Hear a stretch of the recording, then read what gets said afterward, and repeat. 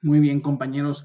El día de hoy vamos a hablar acerca de urología para el ENARM. Empezaremos con cólico renal y urolitiasis, en cuyo caso vamos a estar abordando primeramente que la urolitiasis es una agregación de cristales en la orina. Los litos del tracto urinario van a ser responsables del cólico renal. Como factores de riesgo tenemos a los pacientes hombres, en cuyo caso la relación hombres a mujeres va a ser de 3:1.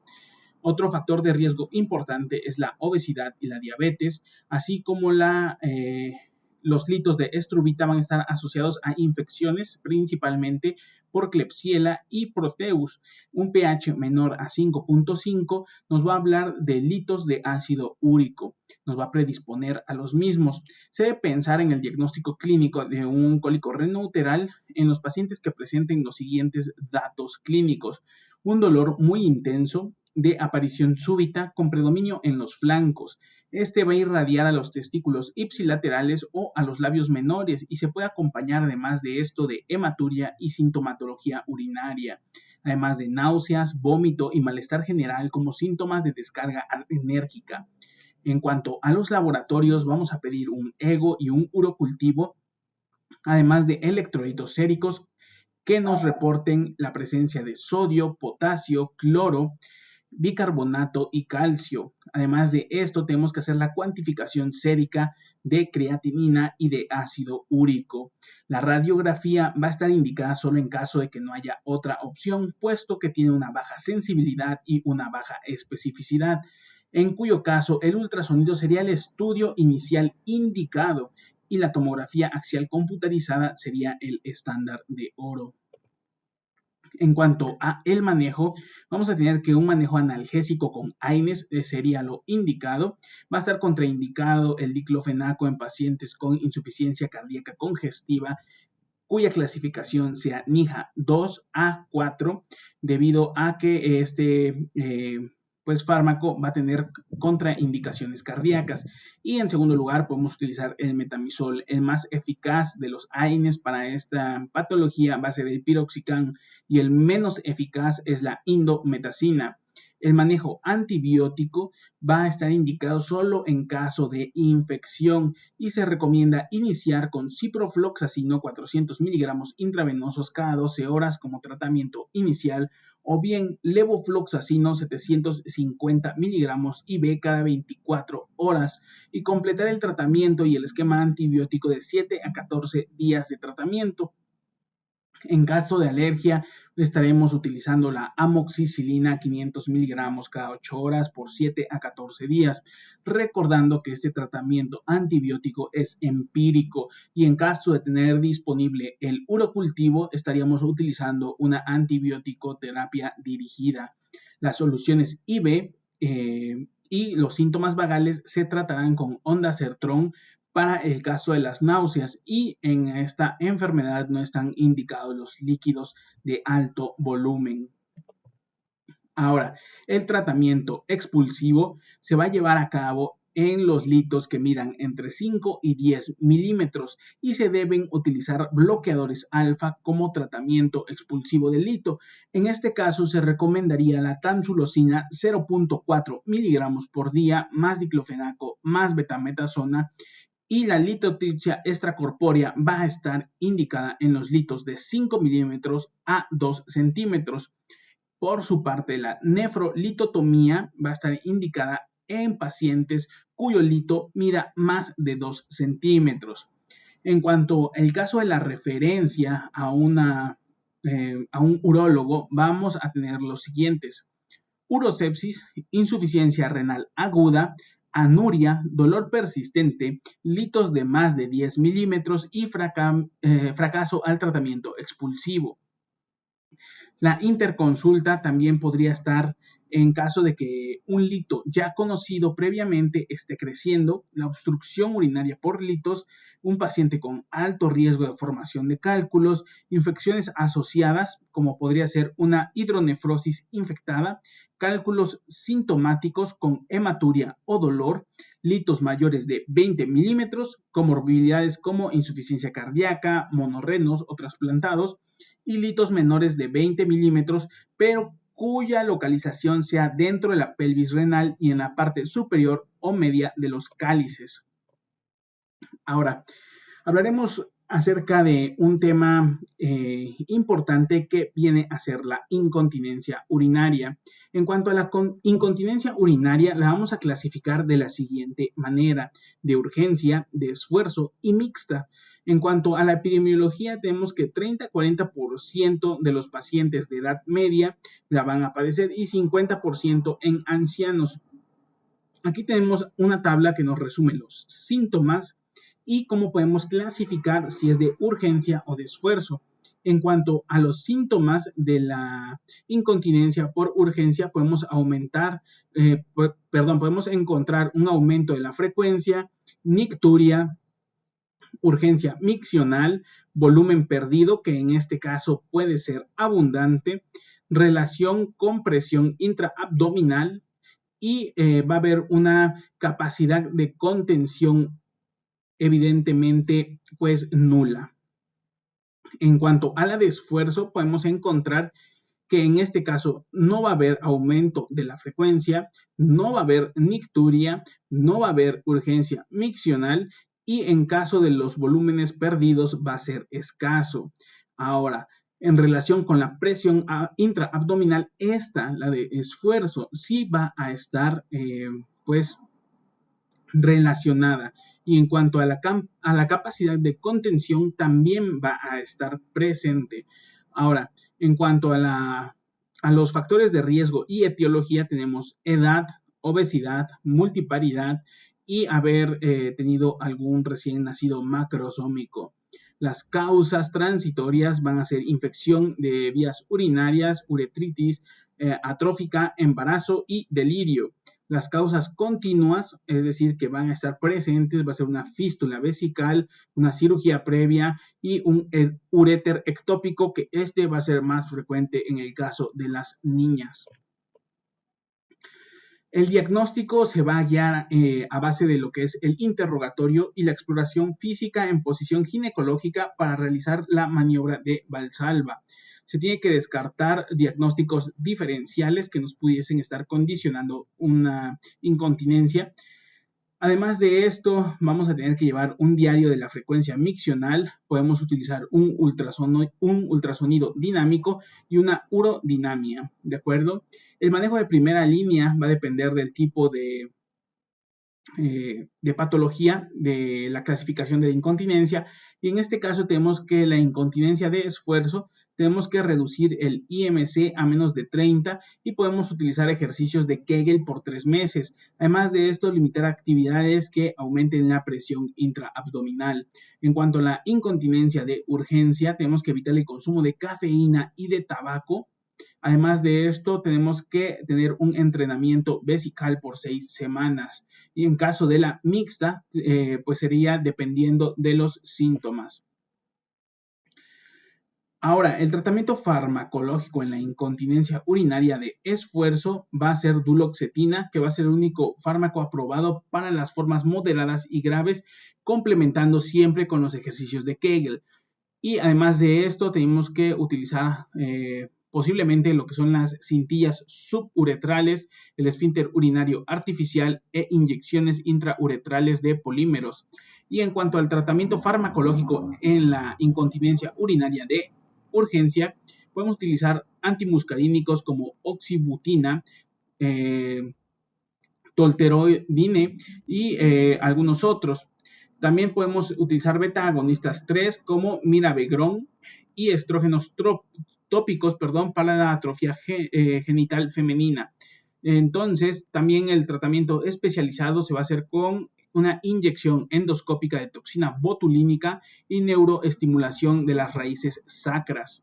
Vamos a pasar con otro tema, que es la eyaculación precoz y la disfunción eréctil. Vamos a tener entonces estas dos patologías, que la eyaculación precoz se va a clasificar como una eyaculación antes de los 3 minutos o incluso antes de iniciar el acto sexual. La etiología número 1 va a ser psicológica o neuronal y esto va a estar afectando lo que es la el neurotransmisor de la serotonina, y el manejo inicial es con ejercicios de Kegel. El manejo farmacológico va a ser con lidocaína tópica, dapoxetina, vía oral 30 minutos antes del acto. Además de esto, tenemos la disfunción eréctil, que va a ser la incapacidad de mantener una erección para mantener relaciones sexuales. Las causas pueden ser neurogénicas, arteriales, venosas, hormonales o psicógenas. Dentro del diagnóstico tenemos que utilizar la anamnesis, el cuestionario IIEF, podemos utilizar como estudios complementarios la química sanguínea, un perfil de lípidos, una hemoglobina glicada, una cuantificación de la testosterona, hormona luteinizante y un ultrasonido Doppler, en cuyo caso va a haber un flujo sanguíneo sistólico de 30 centímetros sobre segundo y una velocidad telediastólica menor a 3 centímetros sobre segundo y una resistencia de 0.8. Esto pues ya es muy específico, no creo que se los pregunten, pero pues ahí como un dato de cultura general para nosotros los médicos para poder ayudar a estos pacientes.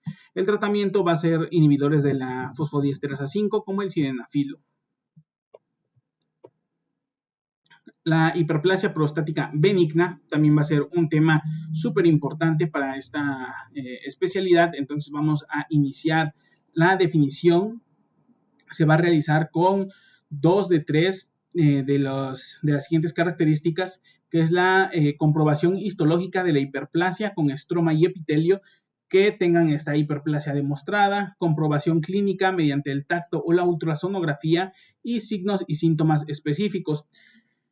El 50% de los pacientes van a ser asintomáticos, entonces pues podríamos comprobarlo de acuerdo a la comprobación histológica o de acuerdo a el tacto o la ultrasonografía, por eso es importante hacer el tamizaje, ¿de acuerdo? Vamos a empezar entonces con lo que es la etiología, cuya etiología va a ser pues la edad, que va a estar íntimamente relacionada con pacientes mayores de 45 años y se hace sintomática a partir de los 60-65 años, con afección a la zona de transición. Esto es súper importante. Algunos de los factores de riesgo van a ser la edad, la obesidad,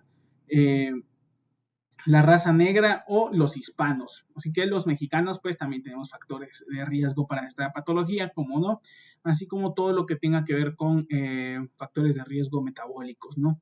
La sintomatología se va a dividir en obstructiva o irritativa. Dentro de lo que son la sintomatología obstructiva podemos encontrar dificultad para iniciar la micción, disminución del calibre del chorro y de una micción intermitente. Además de esto, podemos encontrar como síntomas irritativos la urgencia miccional, nicturia y polaquiuria. Ahora, dentro de lo que es la hiperplasia prostática benigna, vamos a tener diferentes ángulos por los cuales podemos realizar un diagnóstico. El diagnóstico clínico se va a basar en el cuestionario IPSS y el tacto, en cuyo caso una puntuación de 0 a 7 es un riesgo leve, 8 a 19 es moderado y 20 a 35 es severo. Tenemos que recordar que este cuestionario a partir de 8 sería el punto de corte para iniciar tratamiento. El laboratorio podemos apoyarnos de un ego para descartar algunas otras patologías como podría ser una IBU y pues algo más específico podemos obtener la cuantificación de antígeno prostático específico.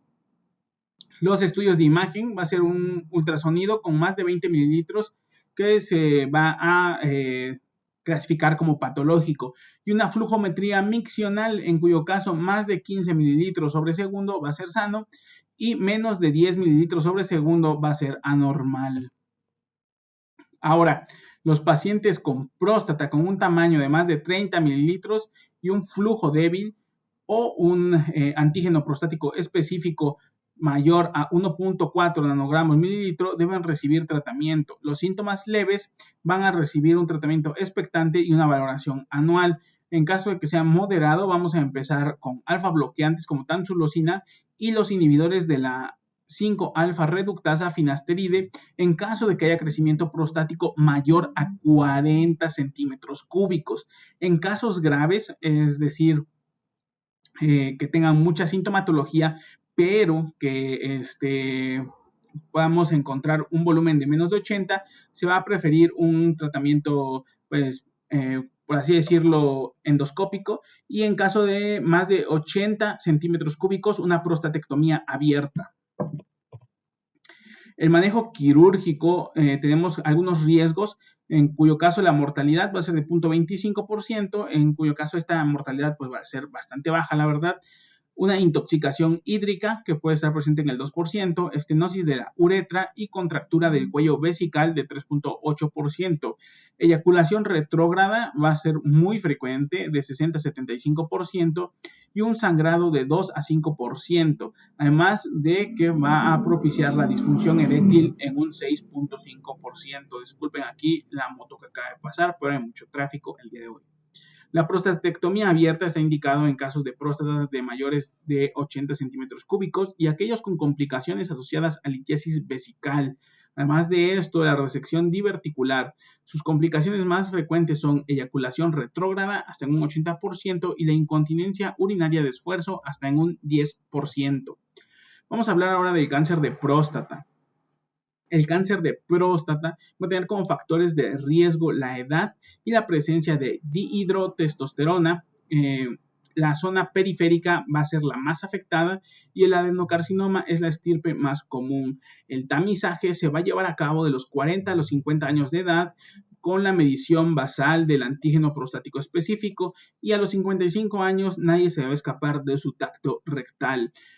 En cuanto a la clínica, tenemos que también se van a dividir en obstructivos, cuyo caso va a ser la dificultad para la micción, disminución del calibre, micción intermitente, irritativos como pudieran ser la urgencia, la nicturia y la polaquiuria.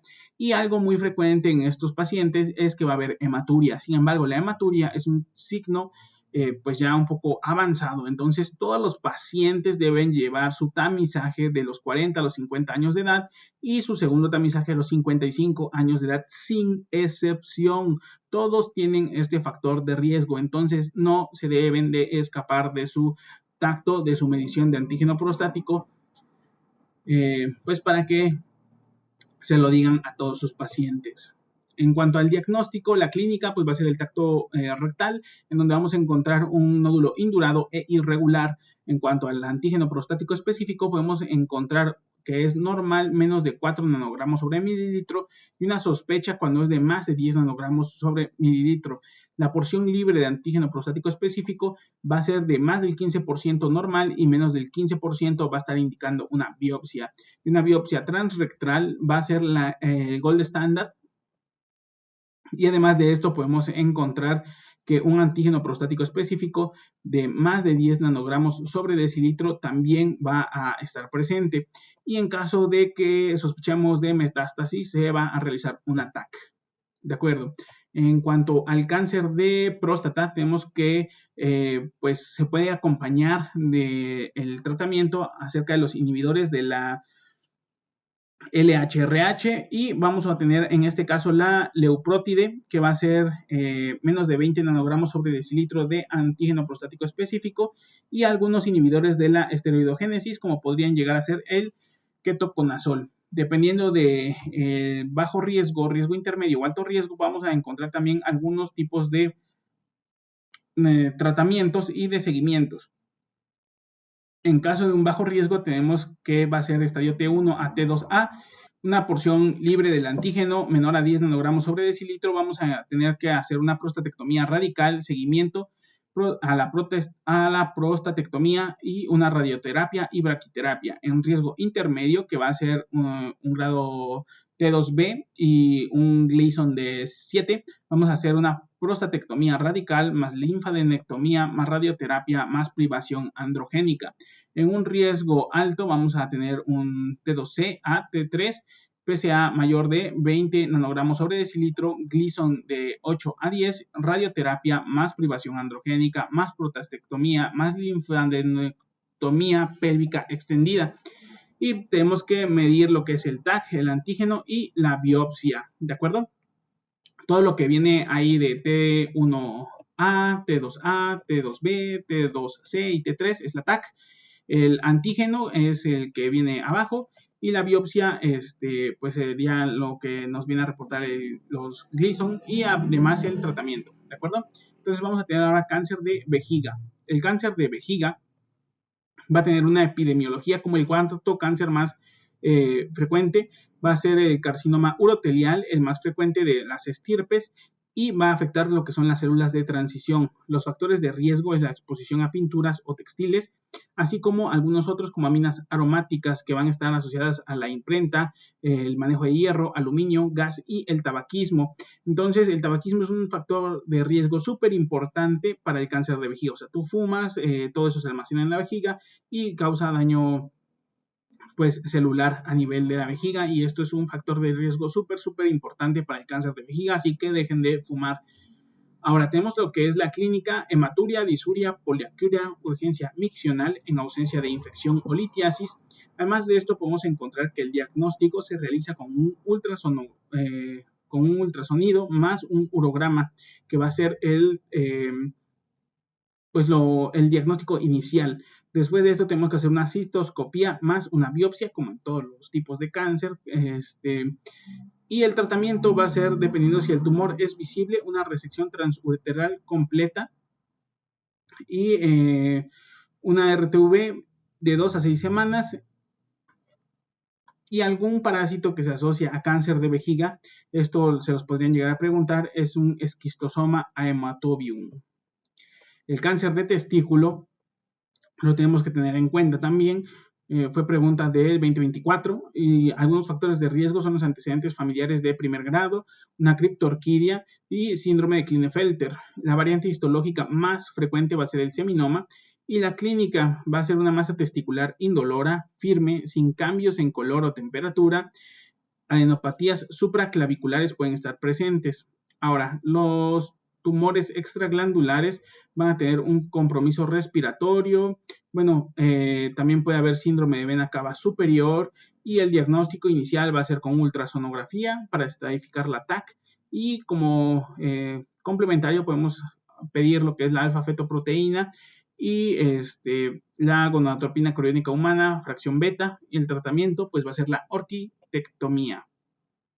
En cuanto al cáncer de riñón, tenemos que los factores de riesgo van a ser tabaquismo, pacientes masculinos, exposición a cadmio, malformación renal congénita, en este caso poliquistosis renal o riñón en herradura, obesidad y, algo importante, hipertensión arterial sistémica. La histopatología más frecuente va a ser carcinoma de células claras como hipernefroma, y la clínica se va a dar una triada, la triada de cáncer de riñón, que va a ser una triada que va a estar presente en el 6 a 10% de los pacientes. Sin embargo, pues ustedes saben que en ENARM les gusta preguntar pues triadas, así que sería conveniente que se lo aprendieran: hematuria, dolor y masa palpable. Además de esto, el diagnóstico se va a realizar de forma inicial con un ultrasonido. En caso de que avancemos en el algoritmo diagnóstico, vamos a pedir una urotac más cistoscopía más estudios de laboratorio. El tratamiento va a ser una nefrectomía radical con fascia de Gerota. Y el síndrome de Stauffer va a ser un cáncer renal más elevación de las enzimas hepáticas sin que haya metástasis a hígado. Ahora, ¿cuál es la causa más frecuente de cáncer renal hereditario? Pues va a ser el síndrome de von Hippel-Lindau, y va a afectar el cromosoma 3. Ahora, hay alguna tabla comparativa pequeñita que nos va a ayudar a diferenciar entre cáncer vesical y cáncer renal. El cáncer vesical va a tener coágulos amorfos, y el cáncer renal va a tener coágulos filiformes. El factor de riesgo principal para el cáncer vesical va a ser el tabaquismo, y para el cáncer renal podría considerarse como la hipertensión arterial sistémica. Sin embargo, pues también va a estar asociado a obesidad y tabaco. Muchas gracias por su atención. Recuerden suscribirse. Les mando un saludo y espero que estén muy bien.